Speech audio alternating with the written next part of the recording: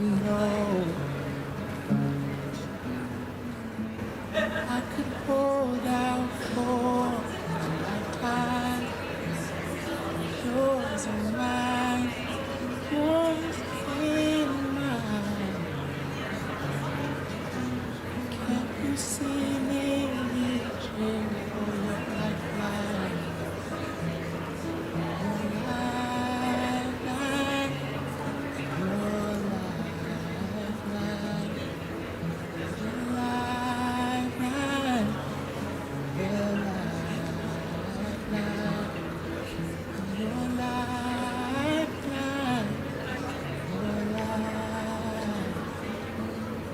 your life.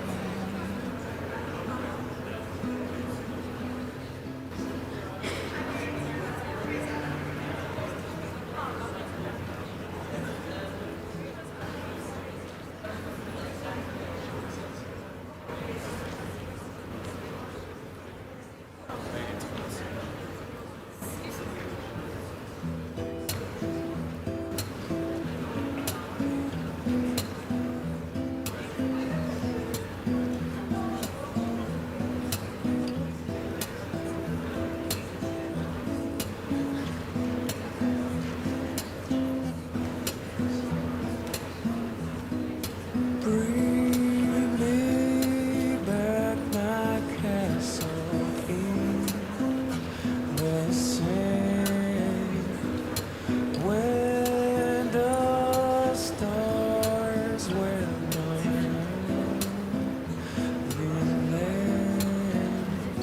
The sun had my respect, sea had my love.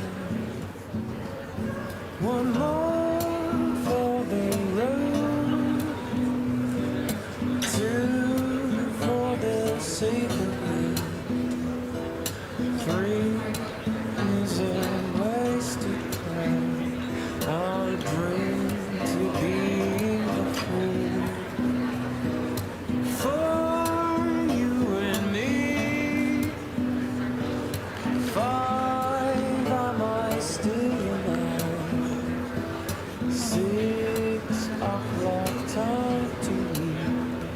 I'll dream to be in the creek, be in the creek.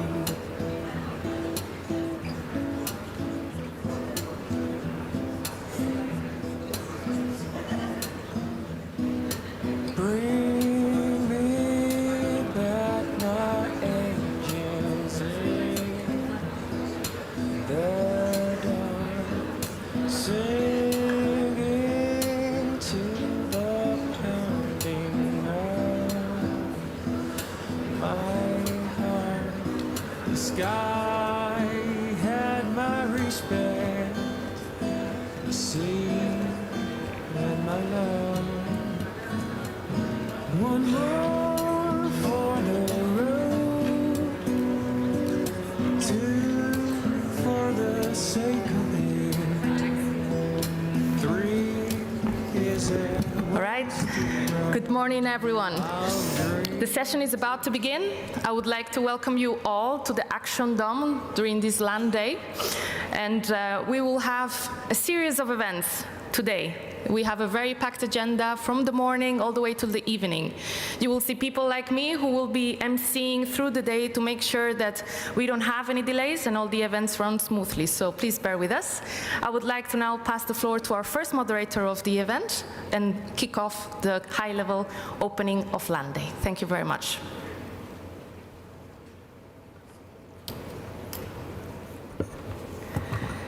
Good morning, a warm welcome to all of you. Thank you for making it here so early in the morning. Welcome to the opening session of Land Day, a day where we put the spotlight on the urgent challenge of land degradation. You'll hear this word many times in this conference, I'm sure.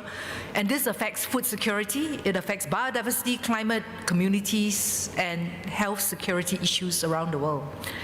Together, we hope that the sessions and the conversations you're going to have in the course of the week will help raise global awareness to the issues. But more importantly, I hope we can focus our attention on the solutions and on the pathways forward. We have a very impressive lineup of speakers today, and I'm delighted to be moderating the conversation.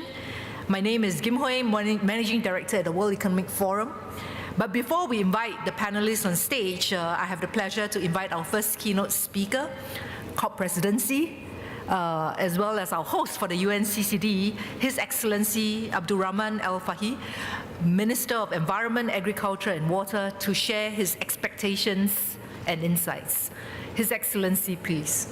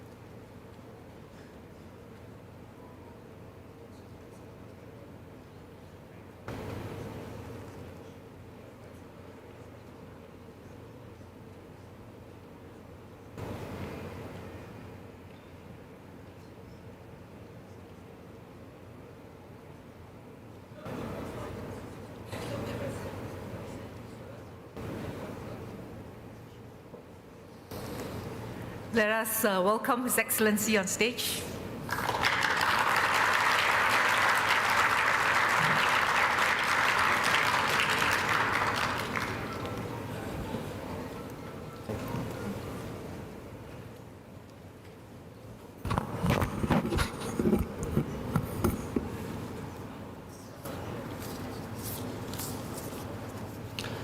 بسم الله الرحمن الرحيم.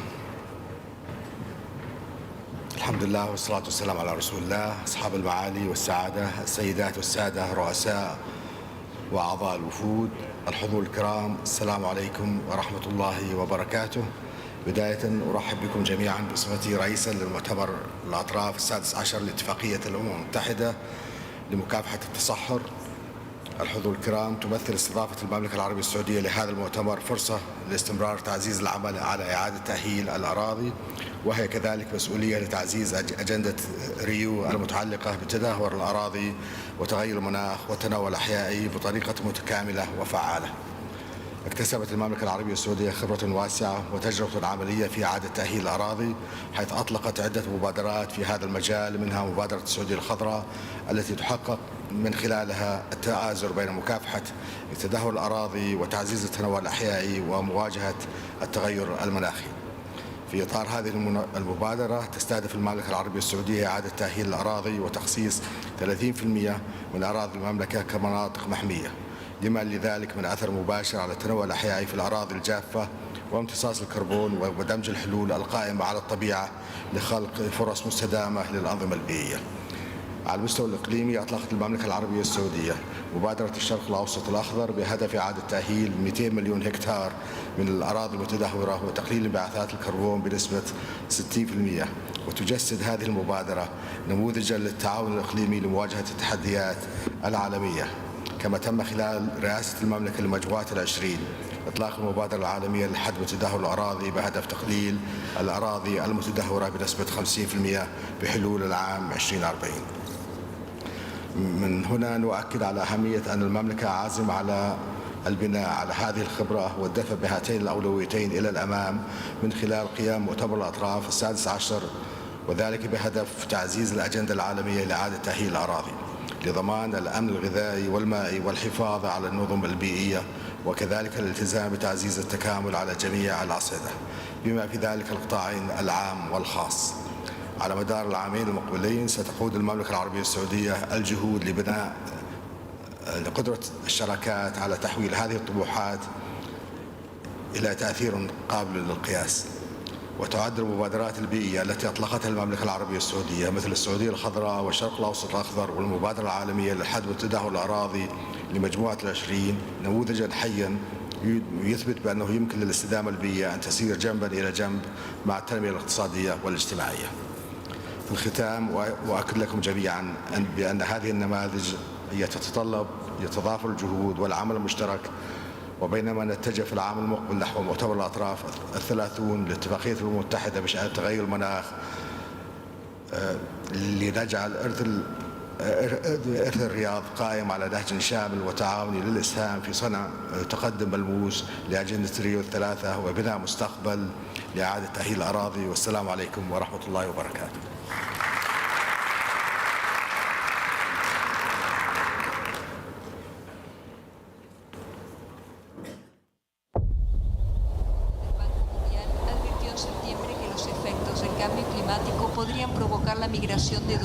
We lost this balance of the healthy ecosystem. More and more area is covered by steppe fires. Satu abrasi yang luar biasa hingga desa-desa itu banyak yang tenggelam. De plus en plus les conflits augmentent.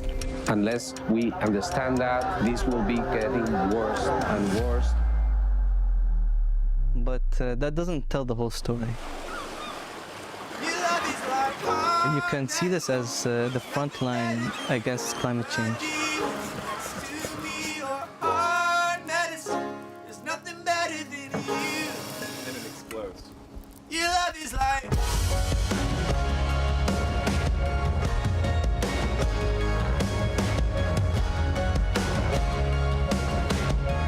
Wild ungulates such as saiga, their intermediate grazing pressure helps to maintain such habitats.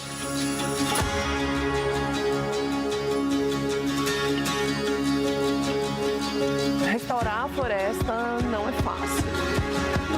Le pusimos lo que es granza de arroz, tierra, carbón. 艾尔里苦的鱼儿吃了以后排出的粪便，他感觉到盯着眼睛的啊。O movimento da restauração não é só restaurar florestas, restaurar paisagens, restaurar vida. It's the same needs, the same approach. So we need to act together. Este es mi hogar. No hemos perdido la esperanza.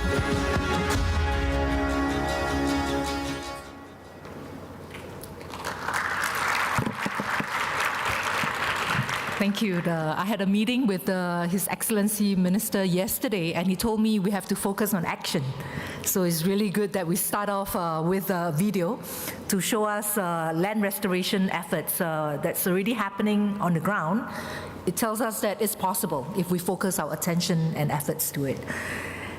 I would now like to invite our first keynote speaker, Erin Belem, Executive Director of the Science-Based Targets Network, which is a global leader in advancing science-based approaches to tackling these challenges. And we know how important it is for us to close the nexus between science, business, and policy. So Erin, please.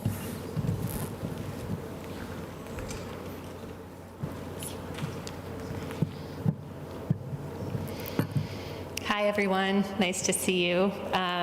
So I'm coming here from Northern California, and I was reflecting on a quote from the American author Willa Cather, that the land belongs to the future.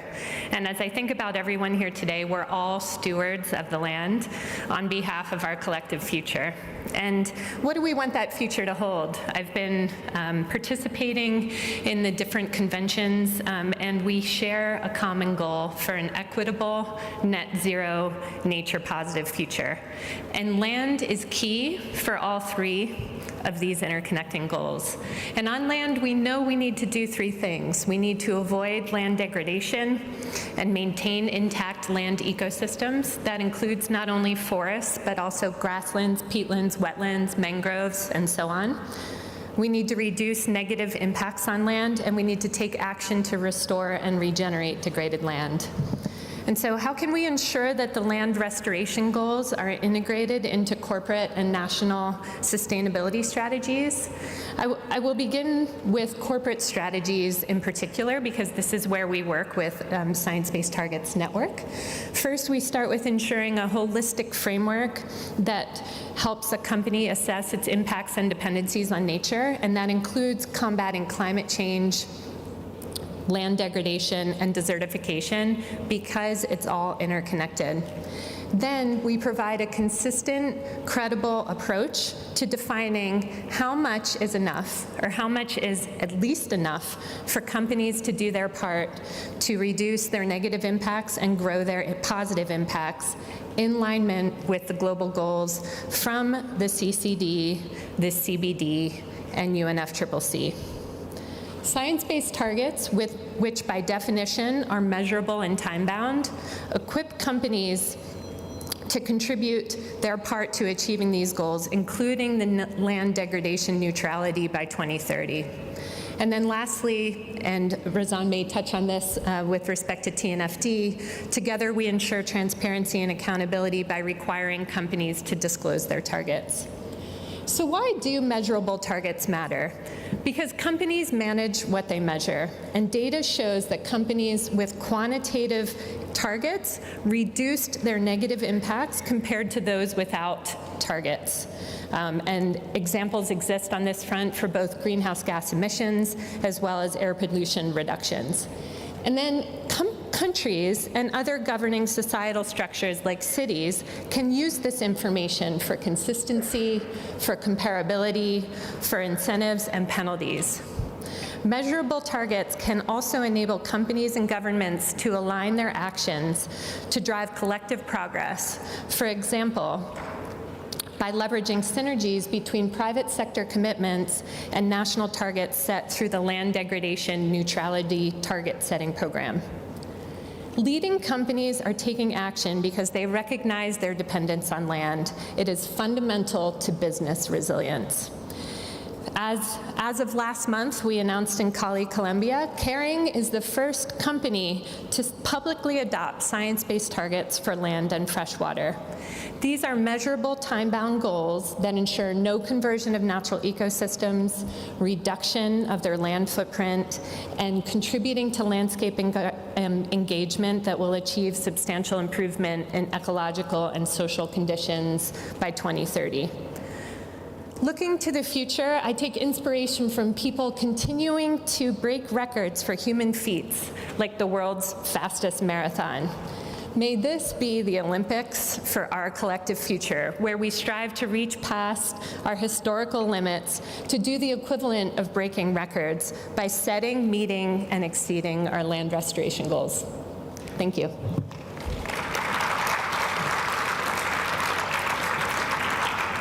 Thank you, Erin. I'm now inviting Razan on stage. She wears many hats, one of which is the president of the IUCN, which is one of the largest scientific organizations globally. Could you just share your thoughts as well? Thank you.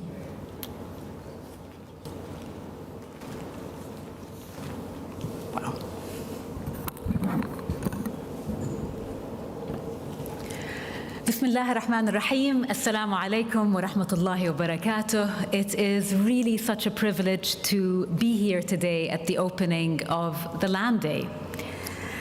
Ladies and gentlemen, this is a moment that represents our final stop in our super year of COPs. From Cali to the incredible Baku, and now in my second hometown of Riyadh. Of course, apart from reminding us that we're certainly racking up a lot of miles, it also represents the actualization of the need for better integration across the Rio Conventions.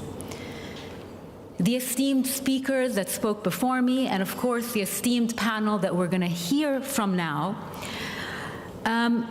don't only represent the Rio Conventions, but they also represent development. They represent the environmental agendas and are a translation of what we've been advocating for some time and what we all agreed to at COP28 through the UAE consensus. It also shows, ladies and gentlemen, that we are moving. We're moving beyond mere words. We're moving in very much through this integration, and this integration is in motion. Because we all know that these global sustainable development issues and challenges that we're facing are all interconnected: nature, land, climate, people, and hence the solutions must also be interconnected and comprehensive. And this can no longer be discussed in silos. It must be discussed not only as integrated topics, but also across stakeholders. And this is why it is especially encouraging to see the first action agenda at a UNCCD COP taking place here in Riyadh, a testament to a global community moving towards implementation. Ladies and gentlemen, in this land COP, we are reminded that land is more than a resource. It is the stage where we can deliver climate action, protect biodiversity, and build a resilient future. Often, when we engage on topics of climate change or biodiversity loss, the causality and the impact may sometimes be abstract or perhaps distant. But land is ours. Land is literally the ground that we stand on. It is our backyard, and it is, and excuse the pun, what keeps us grounded. And as such, COP16 is not an endpoint. It is a bridge to the future. The outcomes here must inform and accelerate actions towards COP30 and beyond, solidifying robust strategies for land conservation and restoration.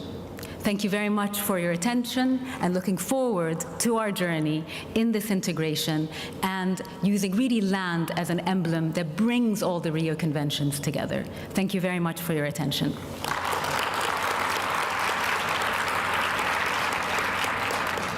Thank you, Razan. She mentioned that this is the last stop of the 3 COPs this year. Many of us have actually just returned from Baku, right, with a lot of promise for what will happen at this COP, as well as onward towards next year in Belem. And it is now my pleasure to invite the presidency of the UNFCCC, right, in Baku, Minister Mukhtar Babayaf, who can share with us your reflections now that you've had time to get some rest. Minister.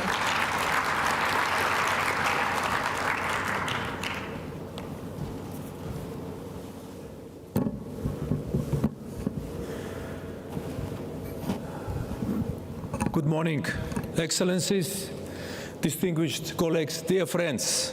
It is my honor to join these important discussions under the Rio Trio initiative on the sidelines of UNCCD COP. First, allow me to express deep gratitude to the Kingdom of Saudi Arabia for its kind hospitality and the outstanding organization of the 16th session of the Conference of the Parties. I would also like to sincerely thank the Secretariat of the Convention and personally Ibrahim Tiao for their tireless efforts in advancing our shared mission to combat land degradation and promote sustainable development. This gathering reflects Saudi Arabia's dedication to addressing global environmental challenges, and it is a privilege to join all of you at this important event. Excellencies, today, as we face the challenges of the time, we are reminded of how closely linked our efforts are across the Rio Conventions. Climate change, biodiversity loss, land degradation and desertification are not separate issues. They are deeply connected.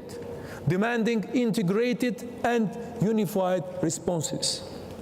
The Convention to Combat Desertification has underscored the critical importance of sustainable land management, reversing land degradation and ensuring water efficiency. These are not just environmental issues. They are essential to human safety, economic strength, and global stability. Dear colleagues, as presidencies of UNFCCC COP29, CPD COP16, and UNCCD COP16, we share a responsibility to align our strategies and create synergy. Integrated frameworks like the Rio Trio initiative represent our commitment to close the gaps and fostering solutions that will strengthen the impact of our individual efforts. Azerbaijan recognizes the power of nature-based solutions to address the interlinked challenges of climate change, water shortage, and biodiversity loss. We have introduced the first marine protected area in the Caspian Sea to safeguard critical ecosystem. We are also committed to the Bond Challenge, pledging to restore 270,000 hectares of degraded and deforested landscape by 2030. As the COP29 presidency, we have been determined to put the spirit of integration in the heart of our action agenda. We are working to establish connections across different forums and sectors, recognizing that climate action is a cross-cutting issue. A prime example of our approach is the COP29 initiative on water. Water is central to addressing land degradation and desertification. As climate change intensifies, tackling water stress becomes essential. The declining levels of the Caspian Sea highlight the urgency of sustainable water management. One of the key achievements under the COP29 presidency has adoption of the Baku Declaration on Water for Climate Action, endorsed by nearly 50 countries and non-state actors. The declaration commits signatories to integrated approaches to combat climate impacts on water basins, incorporating water-related measures into national climate policies like NDCs and NAPs. As mentioned before, water is the link that flows between the climate, biodiversity, and desertification crisis. These initiatives reflect the cooperative spirit of the Rio Trio and align closely with the goals of UNCCD. The Rio Trio initiative also highlights the need for harmonized data and knowledge-sharing platforms. By combining metrics from NDCs, NAPs, and national biodiversity strategies, we can simplify efforts, improve accountability, and base our policies on practical outcomes. Indigenous and local knowledge must play a central role in shaping these systems, as the wisdom offers invaluable guidance for sustainable practices. Dear colleagues, our shared challenges are significant, but they also present opportunities to innovate and collaborate. By enhancing cross-convention synergies, we should promote sustainable land use practices, increase water efficiency through nature-based solutions, scale restoration efforts to combat land degradation, foster regional and international cooperation for sustainable ecosystems. In this spirit, Azerbaijan remains committed to translating the vision of Rio Trio initiative into tangible outcomes that benefit both people and the planet. Dear friends, it is a pleasure to be with you all today, and we look forward to building shared solutions to our common challenges. I thank you.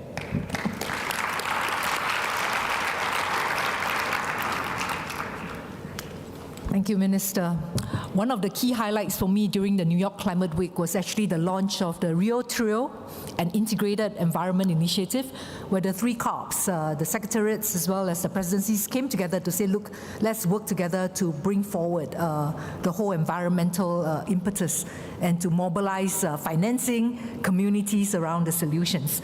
And I'm very delighted that we're going to continue the conversation today because we have representation across the three COPs, as well as their two cousins, UNDP as well as UNEP, and representation also from business community with us on stage. If I could invite the panelists to come join me.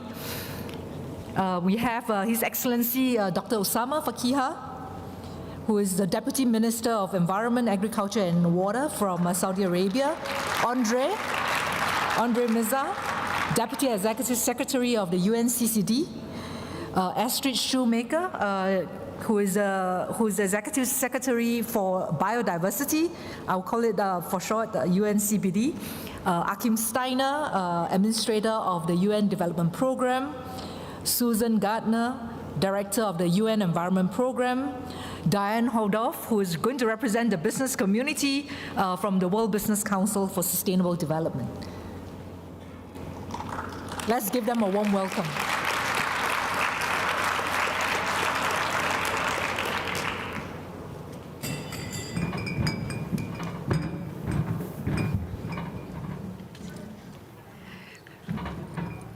We are running short on time, always.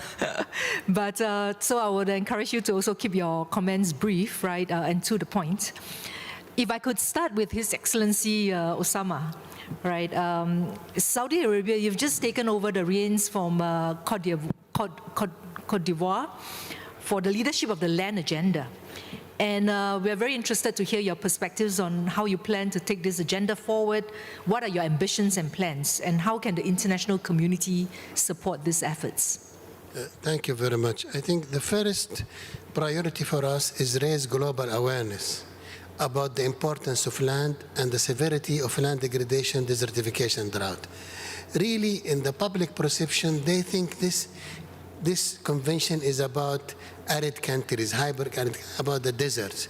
But the convention is much more comprehensive. It's about land in general and how it really integrates with the ocean, with the atmosphere, in this natural cycle of very intricate, interdependent processes that Professor Johan talked about it in the opening ceremony. It is highly interdependent. Land intersects with 7 out of the 9 critical processes in the planet Earth. So it is very vital for water security because all fresh water exists on land. And the vegetation cover has a huge role in the formation of the cloud and also in the stabilization of soil and the retention of the water. The food security, biodiversity, all the forest and savanna, the rangelands are on land. And it really is impacted by the condition of the land. And the land, when we define the land, it's the soil, it's the vegetation cover, it's the biological content, it's the hydrological content. If any one of those 4 elements is collapsed, land loses its functional ecosystem services. And that's what we want to raise the global awareness about this. Have also engage the private sector as well. We would like to engage the media because I think we need to have a global awareness about the public. I think we have covered a lot of public awareness in the climate change, and that's very healthy. But we need to know that the Earth doesn't function like this. The Earth is very interrelated. The climate is related to the ocean, is related to the vegetation cover, to the land, to the biodiversity. Biodiversity gets impacted by the climate, but also impacted by the habitats, and the habitat is eroding because of land degradation. So I think I think the separation is superficial. The integration is natural. The synergies are already natural in the national processes. I think we injected these silos, and we need to really work, find a way to really integrate and synergize. Our priority is also to have more countries declare commitments, because we still have, although we have 130 countries have LDN targeted, we have 196 members in the convention. So it's very clear that many members need to come forward and declare commitment. Also, those who have commitments, we need to deliver. We need 1.5 billion hectares degraded. We need to restore by 2030. The clock is running. We always look at the cost. People say, oh, it costs 2 trillion. Well, it costs us $6 trillion of loss every year of ecosystem services. We are not asking for more money. We are asking for repurposing. $2 trillion a year is put it as subsidies for land degrading activities. If we repurpose 10% of that, we can restore land. And when we restore land, we are restoring life to earth and to the people and to all species.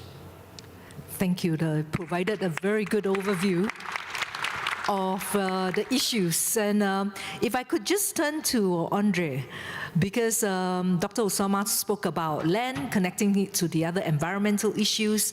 How does the three COPs plan to break down the silos, if I may describe it that way, right? And work together to bring the agenda forward in the coming years? Sounds like the more difficult question, right? The how is always more difficult. Good morning, and I really would like to thank the presidency. It's very inspiring to hear Dr. Osama and the minister, the clear vision, right, and the intention. And we're hearing we need more integration for better impact. Because I think that at the end, we're talking about impact. And this integration of the three Rio conventions is also about integration with development. And it's about transforming our development models. We heard from the science, yes, land is related to 7 of the planetary systems, right? So it's cleared. One way to really try to do this integration is to see the way we are managing land. It's cleared. And when we are talking about ecosystems and terrestrial ecosystems, it's very clear, the connection. When we talk about climate, we know that one of the biggest source of emissions is land use change. So there we start hearing, but it's also about water security, food security. And yesterday in a conversation with MDVs, again, then we're hearing the gap in climate, the gap in biodiversity, and then the gap as well inside this convention. And we will not be able to cover these gaps if we don't really see this as a transformation of the system and as a transformation of development. In most of the countries, there are structural things that we need to do, value nature, and value land and the systems, the ecosystem services it is provided, give this economic value and understand this, but then also having this as a way to really understand the way we are aligning development goals with all these environmental goals. And for also a CEO or for a government official, I was a minister, and at the end, when you are doing this inside the country, you are not thinking this is UNCCD, this is climate, this is biodiversity. No, you need to deliver everything together. And normally then when you start a conversation with your national planning system, then you need to be aligning. You are developing national development plans, and you need to go and mobilize a public budget to be achieving this in an integrated manner. So these silos comes many times from fragmentations in the system that we need to start seeing in this more integrated way. And I think that land really give us this opportunity, because we have just one territory normally. You need to put in place everything, integrating land use systems. It's a way, giving and bringing land to the conversation of the NDCs, of the NBC subs. We can do this by having this integration. Thank you. That's very helpful. So first, start with raising awareness of the interconnectedness forging alignment across different goals, and also finally integrating of plans at the government level, also at the business levels. Astrid, if I could just turn to you, because you're another part of the trio representing biodiversity. And one phrase that I often hear is the problem of empty forests. And when we talk about land restoration, sometimes we forget that there is biodiversity, and that needs to also be there for us to have healthy ecosystems. Can you tell us more about how we can have biodiversity more closely integrated into land restoration strategies, whether these are companies and businesses and governments that are pursuing these efforts globally? Yeah, thank you for the question. It is indeed a challenge, but at the same time, land is one of the factors that link the 3 Rio Conventions, and where we can achieve more if we work together and if the conventions support each other. So for the CBD, our parties, which are the same parties, -1, to this convention, put in place 2 years ago the Kunming-Montreal Global Biodiversity Framework, and with it an ambitious and emblematic target to bring 30% of degraded ecosystems under effective restoration by 2030. Now, to achieve this target, it's clear that all restoration types are important. So whether it's to rehabilitate degraded agricultural land or, for example, restore damaged landscapes in a post-mining context.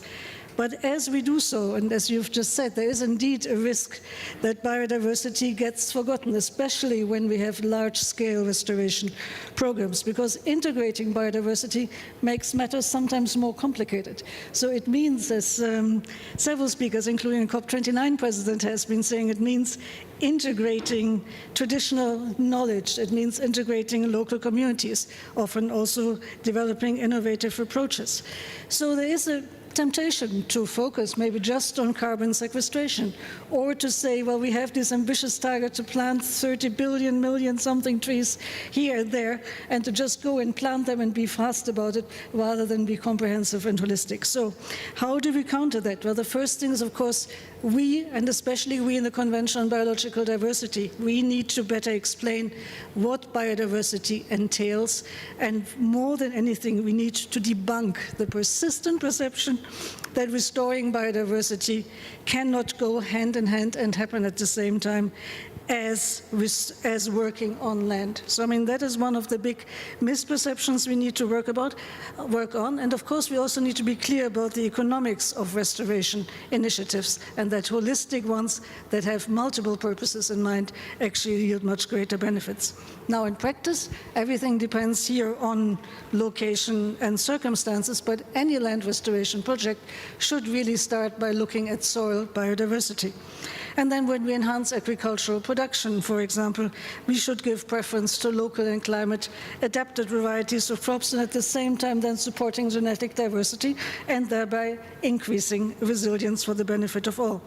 Then we have agroforestry, silvopastoral approaches. They've been tried and tested on a small scale, sometimes on a mid-scale, but we see no reason why they could not be scaled up and used a lot more widely.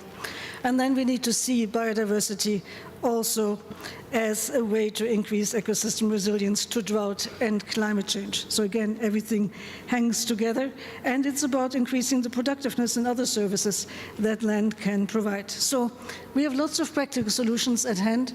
I just want to add that it's also very important that we have economic incentives and clear land tenure rights.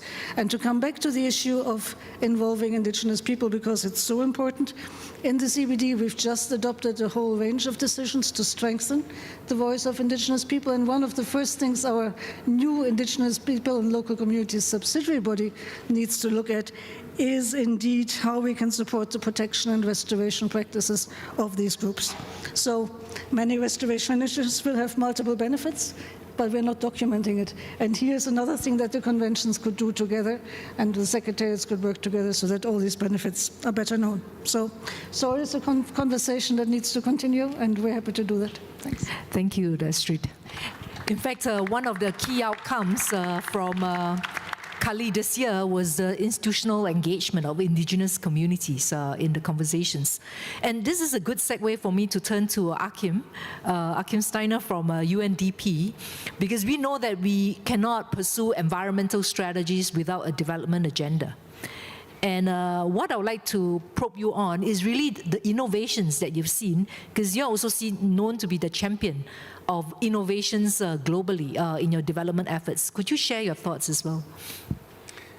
Thank you, Kim. And I want to first of all thank all of you who have already spoken. I think throughout this week here, as you put it, Dr. Osama, I think first of all, congratulations. I think in hosting this COP, you have contributed significantly to elevating the understanding of why land matters. And we are very proud as UNDP to be a co-creator, so to speak, of this Land Day, because we actually think it is a very practical way of landing, or as Razana Mubarak put it, to ground the discussion. I think this is very much at the forefront of this week's discussion.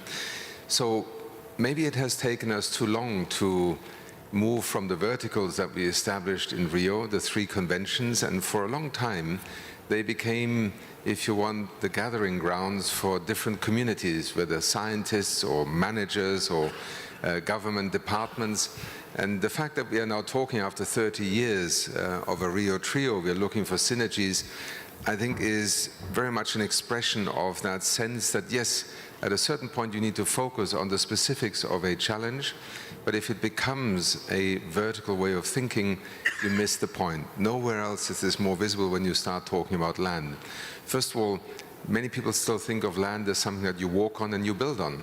And I'm always fascinated when you pick up a hand of soil and you start counting life in that soil, because land is life. It's literally billions of organisms, microorganisms, bacteria, fungi, and literally soil is life on Earth, and it also sustains life. And it is, from the vantage point of where I serve today as head of UNDP, very much the point at which we also connect that which happens in nature, the environment, the atmosphere, to people. And I think land, people are the drivers, and therefore the innovation drivers also, thinking about how we use these instruments we have created, but not as ends in themselves, because then they become sooner or later dead ends. They are means to an end. And I think what we're having in the last few years is a very interesting discussion. How do we connect the universe of science with the reality of where people live and are trying to survive under enormous pressures from an environmental change perspective, but also from an economic and often a perverse set of economic incentives, perverse subsidies. We are forcing farmers to become essentially miners of their very own resource on which they depend. And here in Riyadh, to me, one of the fascinating discussions that I've been involved with and wanted to contribute to is also drought. Drought is often seen as, the fate of certain people in a certain place being hit by drought. Actually, drought connects us all. For the whole range of public needs that become front and center. I think that could be the sign that we have moved from the intellectual comprehension to the actual on-the-ground progress for people. Thank you. Dr. Osama.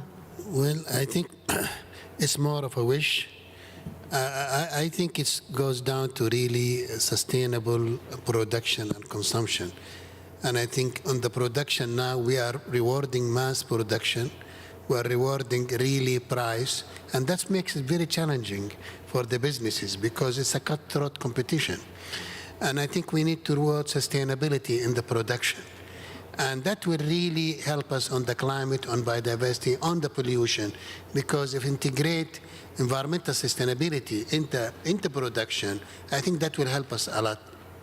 Also in the consumption, in Sharm el-Sheikh, there was a focus on food chain and how like 33% of greenhouse gas emission come from the food chain, from the farm to transportation to manufacturing. And yet we have about 30% of the food is wasted or lost. So just think how much, habitat destruction is happening, how much soil is degraded, how much water is consumed, how much energy is consumed, how much emissions are made just because of that, because of unsustainable consumption. So I think we need to do that. Another thing also, would like to see the business community to be more engaged. And I think in the restoration now, the only financial dimension is the carbon credits. But where is the biodiversity? Where is the social component? Where is the all benefits? I think, I don't know, I am not an economist, but I think we need to really broaden the financial model so that really we can have restoration financially also motivated. Thank you. Thank you.